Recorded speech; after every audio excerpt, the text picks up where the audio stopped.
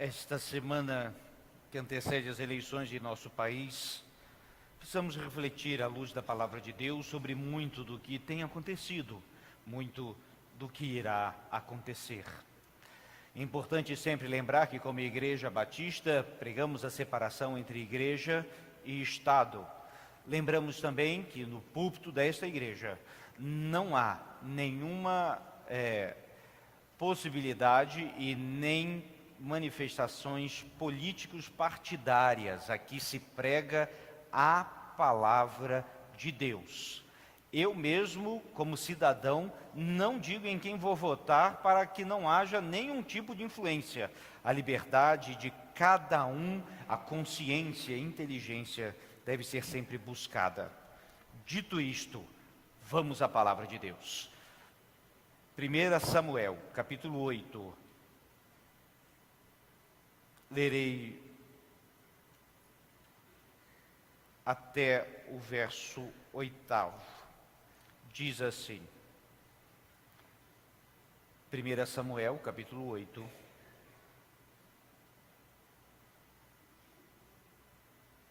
Tendo Samuel envelhecido, constituiu seus filhos por juízes sobre Israel. O primogênito chamava-se Joel e o segundo Abias, e foram juízes em Berseba, porém os seus filhos não andaram pelos caminhos dele. Antes se inclinaram à avareza e aceitaram subornos e perverteram o direito. Então os anciãos de todo Israel se congregaram e vieram a Samuel a Ramá e lhe disseram: Vê, já estás velho, e os teus filhos não andam pelos teus caminhos. Constitui-nos, pois, agora um rei sobre nós, para que nos governe, como o tem todas as nações.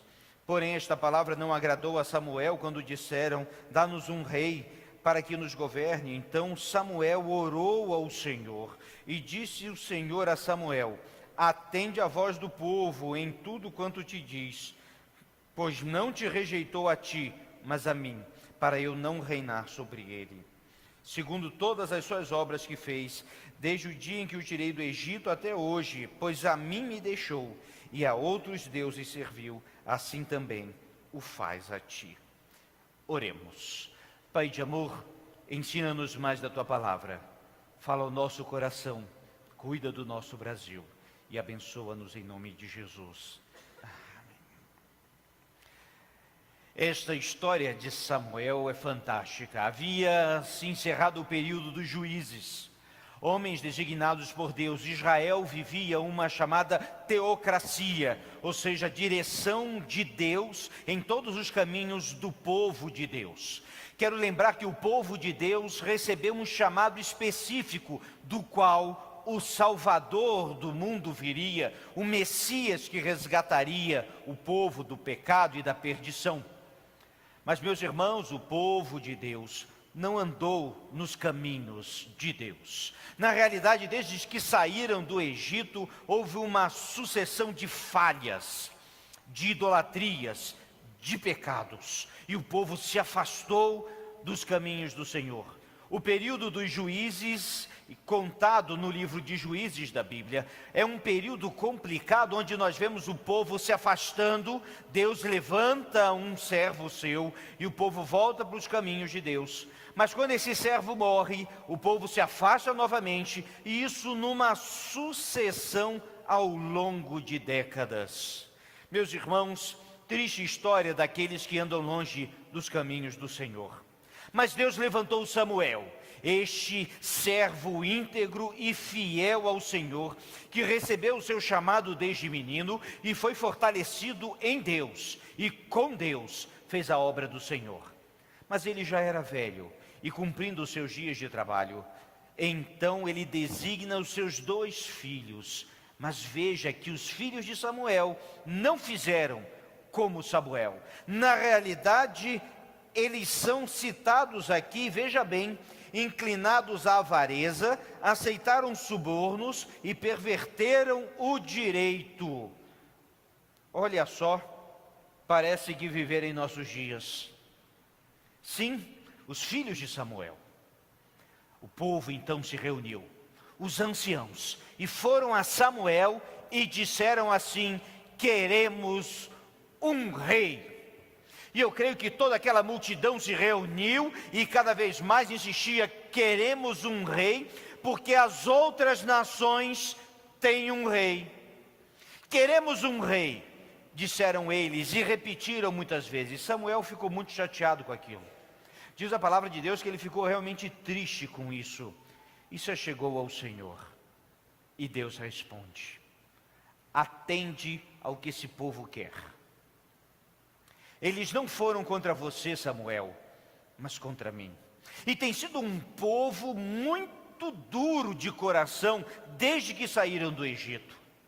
Eles querem um rei, será dado um rei, mas que fique bem claro, diz o texto bíblico, que fique bem claro a todos dali: este rei cobrará impostos.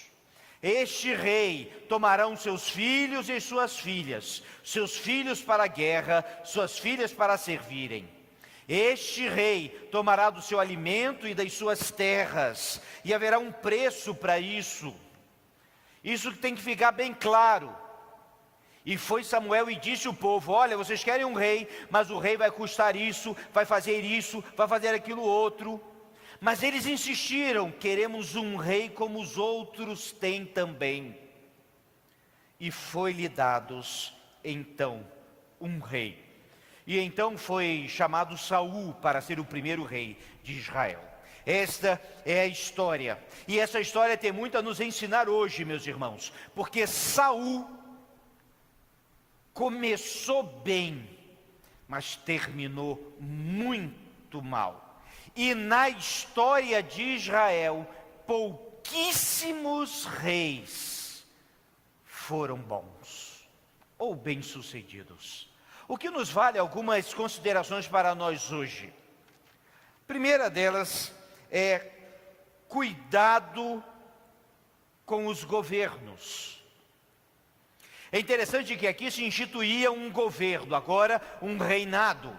E na realidade, junto com o governo, haviam muitas características próprias, como impostos. Como eu disse na escola bíblica dominical, ninguém gosta de pagar imposto. Mas adivinhe, todos nós pagamos impostos. E o crente deve pagar tudo direitinho, a propósito. Nós pagamos impostos. E ali na luta, impostos, desde que a história é história e há governos, existem os impostos. Mas foi dito para eles que esses impostos aumentariam. Na realidade, o texto bíblico fala até uma proporção de 10% da produção. É curioso isso. Curioso que no Brasil hoje a gente pode chegar até 50% de imposto, dependendo do que é. Também será cobrado a burocracia. O governo, para acontecer, tem uma burocracia nele. Há então assessores, há então secretarias e distribuições, e ele falou que iam precisar tomar terras para construir, iam precisar pegar pessoas para resolver isso, e essa burocracia cresceria, e cresceu naquele tempo. Cuidado com os governos, eles pediam governo, mas não entenderam o tamanho disso, e o peso dele também, como eles descobririam mais tarde. Mas o texto, meus irmãos, também nos mostra uma coisa muito importante: cuidado com o homem. E é aqui que nós nos esquecemos muitas vezes. Está escrito na palavra de Deus: maldito do homem que confia noutro homem. E a ilusão deste povo, como muitas vezes é a nossa, é de colocar a esperança em homens. E acredite, isso não vai dar certo. Primeiro, por causa do próprio pecado que acomete a cada um. Os filhos de Samuel tinham tudo para serem exemplares e fizeram exatamente o contrário. Os reis de Israel tinham tudo, tinham profetas, tinham a palavra de Deus, ouviram de Deus, mas falharam. Salomão era rico, sábio e idólatra no fim do seu reinado. Cuidado com os homens. Quando a nossa esperança fica em homens, ficamos assustados, meus irmãos, que a própria Bíblia já nos adverte e recomenda cuidado com os homens. É claro que vamos votar e elegê-los, sim, como nossos governantes, mas é preciso sempre ter um pé atrás, porque nós esquecemos que os homens são homens e que o poder corrompe. E o poder absoluto corrompe absolutamente, como já diz a filosofia de governo. O poder corrompe, deslumbra, fascina. O poder e o dinheiro e de tantas coisas parece que corrói a alma. Cuidado com os homens. Cuidado com aqueles que assumem o poder, que inocentemente e começam muito bem, como Saul começou. E eu gosto de usar o exemplo de Saul, que foi o primeiro rei. Ele começou bem, mas terminou muito mal. E há outros reis de Israel que já começaram mal e terminam piores. Cuidado com os homens. Essa nossa crença, muitas vezes, na esperança, e o brasileiro é muito paixão em pessoas. É preciso lembrar, meus irmãos, de qualquer ideologia, de qualquer grau de instrução, o homem ainda é homem. E não podemos esperar que ele, longe do Senhor, faça as coisas que nós achamos corretas. Por isso, cuidado com o homem. Mas há um terceiro cuidado aqui também, a respeito desse texto. É cuidado consigo mesmo. Porque o povo desejou, o povo quis, o povo não pensou, não olhou adiante, não viu o quadro geral, não analisou a situação e nem ponderou as consequências.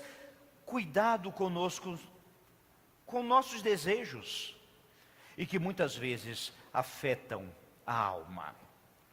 Certa vez, tive um professor que trabalhava na Câmara Legislativa de Brasília, e ele falava como um deputado evangélico se torna corrupto. Claro, num contexto de sala de aula, e explicava a respeito disso em um tom generalizado, meus irmãos, não há nomes aqui. Mas é mais ou menos assim. Um deputado, enfim, era eleito com apoio de uma igreja. E conseguiram eleger esse homem, um homem íntegro, gente boa, como diria assim, com bons propósitos, bons planos de governo. Mas aquela igreja precisou de um grande evento, de um ônibus. E então foi ao deputado que eles ajudaram a eleger e disseram: olha, tem como ajudar a nossa igreja com um ônibus? E o deputado diz: claro que tem. E ele vai então ao executivo, que é que tem a máquina para ajudar. E chegando no governador, o governador diz: não, claro, a gente providencia um ônibus e ajuda a igreja naquele dia. Tempos depois, a igreja precisa de um terreno para construir uma nova igreja. E vai a esse deputado: queremos um terreno, o senhor pode nos ajudar? E o deputado vai dizer: claro. E veja que parece uma boa causa. E ele vai ao governador e pede: a gente precisa de um terreno. E então o governador: claro, a gente providencia, está tendo um novo loteamento, a gente dá um jeito, mas tem um projeto de lei que eu preciso que você vote a meu favor. E o deputado, que já havia recebido o ônibus e agora um terreno, diz: claro, problema nenhum. Até que finalmente, e quando chega nesse ponto, o deputado perdeu um dos valores essenciais do legislativo, que é fiscalizar o executivo. Além de fazer leis, é atribuição do legislativo cuidar do executivo em fiscalizando. E ele perde isso agora. Até que finalmente a igreja precisava construir um templo, naquele terreno que eles ganharam. E precisavam de dinheiro agora para isso. E esse deputado vai então ao governador e pede: eu estou precisando de dinheiro para o meu templo. E o governador diz: olha, dinheiro é um pouco mais difícil, mas a gente tem esse dinheiro aqui, que não deve ser contabilizado, mas entra como oferta para a sua igreja. No entanto, agora eu preciso que você vote isso ou vote aquilo. E a partir de então, aquele homem que era íntegro, honesto, religioso, passava a fazer parte de um esquema criminoso. Isso porque estava tentando ajudar a igreja. Essa é uma história que é verdade em nossos dias. Cuidado com os desejos nossos.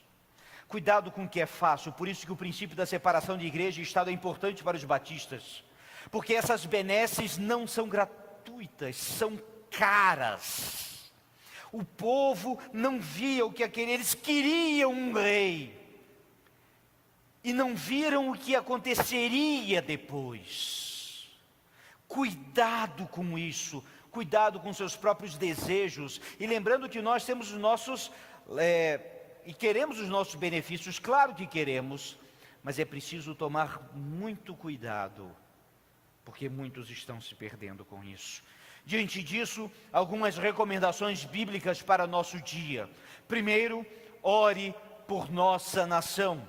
Diz a palavra de Deus que devemos orar por nossos governantes. E devemos orar, meus irmãos, para que Deus os abençoe e para que Deus os fulmine. Também. Porque é necessária a justiça do Senhor por eles. Precisamos vigiar por eles, mas precisamos pedir que eles andem nos caminhos do Senhor. E interceder por eles sempre. Muito cuidado. Não devemos esquecer nunca de orar por nossos governantes, mesmo que você não goste deles, mas que Deus use da sua justiça para com eles. Precisamos também conhecer aqueles que vamos eleger. É interessante que nessa dinâmica eles pediram um rei, mas não conheciam o rei ainda. É preciso conhecer e conhecer profundamente o que está acontecendo, conhecer o passado, conhecer as propostas, e isso hoje é fácil de conhecer a nível da internet e tudo mais. Terceira recomendação bíblica é acompanhe. Há um erro muito nosso de eleger e deixá-los distantes. Nós temos o direito e o dever de acompanhá-los, de ligar, de fiscalizar, de cobrar também. Também é preciso lembrar de princípios. É interessante que muitos dos que estão propondo leis absurdas, quando foram candidatos, propuseram leis absurdas. Eles só estão cumprindo o que eles disseram que iriam fazer. Muita atenção com isso. Muita atenção também a propostas incabíveis que dia a dia temos visto. Mas, meus irmãos, é preciso ter os pés no chão. E vale alguns princípios que precisamos trabalhar na nossa vida. Pastor Isaltino Gomes Coelho, ele era um homem inteligentíssimo, um pastor dedicado e muito sábio, grosso que só ele, como ele próprio se dizia. E ele dizia em um dos seus artigos, em 1999, ele escreveu esse artigo após a eleição. E ele diz o seguinte: a igreja não é de direita, nem de esquerda, nem de centro. A igreja é de cima. Por isso que nós, quando nos reunimos como igreja diante das eleições, diante do governo, meus irmãos, lá fora devemos agir responsavelmente, devemos agir sabiamente, devemos participar, devemos trabalhar e votar. Mas é preciso lembrar que aqui juntos como povo de Deus, não há partidos, nem facções, nem cores e nem bandeiras. Aqui se anuncia Jesus Cristo, para que fique bem claro, meus irmãos, que se nós hoje somos cidadãos de dois mundos, o tanto político e do Brasil, no nosso caso, e cidadãos do mundo celestial, na eternidade seremos cidadãos de um só. Por isso é preciso ter sabedoria, discernimento e buscar ao Senhor. Há muito que podemos aprender da palavra de Deus. O livro de Provérbios vai falar sobre os gananciosos e sobre os corruptos também. Vai advertir o povo sobre os reis e vai advertir os reis sobre suas responsabilidades. Meus irmãos, o Brasil passa por uma grave crise que já vai há muitos anos, mas eu quero lembrar que o Brasil já passou por várias graves crises ao longo da sua história. Mas é preciso lembrar que a igreja tem um papel fundamental.